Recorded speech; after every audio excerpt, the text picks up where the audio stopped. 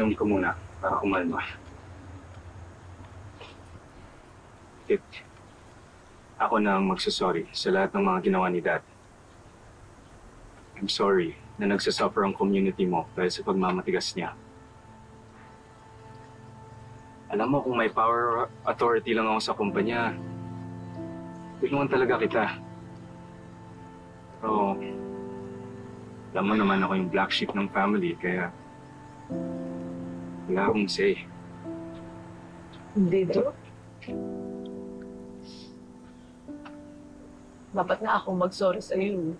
Siyempre, tatay mo pa rin yun. Eh, hindi ko naman sinasadya na nasigawan ko siya, tapos nasaktan ko siya, di ba? Pero kasi bugbog na yung mga kadimoy ko. Tapos yung pinangako pang tulong ni Sir Macho na wala pa, di ba? Hindi ko alam kung paano ko yung na-explain sa kanila. Hindi ko rin alam kung ano mo ako hihingin ng tulong. Hindi ko na talaga alam eh. Pagod na ako.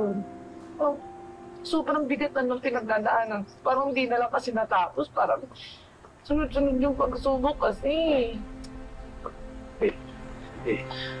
Kit, huwag kang mawawalan ng pag-asa, okay? Dahil hindi ka nag-iisa. Dito lang ako. I promise, gagawin ko ang lahat para matulungan ka, para malampasan mo ito. Alam mo, Drew, maraming salamat sa iyo. Lagi ka nandyan. Lagi kang naaasahan ko. Hindi ko alam bakit ang bait-bait mo sa akin. Kahit puro problema na lang yung dinudulot ko sa iyo. Bakit ba? Bakit hindi ka nagsasawang tulungan ako, damayan ako? Bakit? Siyempre, concerned ako para sa'yo.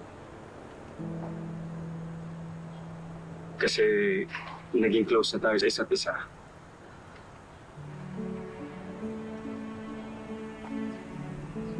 Alam mo, kung nandito lang si Mom, you know she wouldn't allow Dad to do this too. Baka siya pa ang unang magtatanggol sa'yo.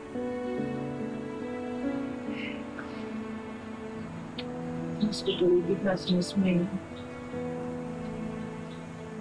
No, sana nandito na lang ako. Para, alam mo yun, para may isa pa akong mapaghihingal. Meron pa akong kadamay. Ito sa'yo.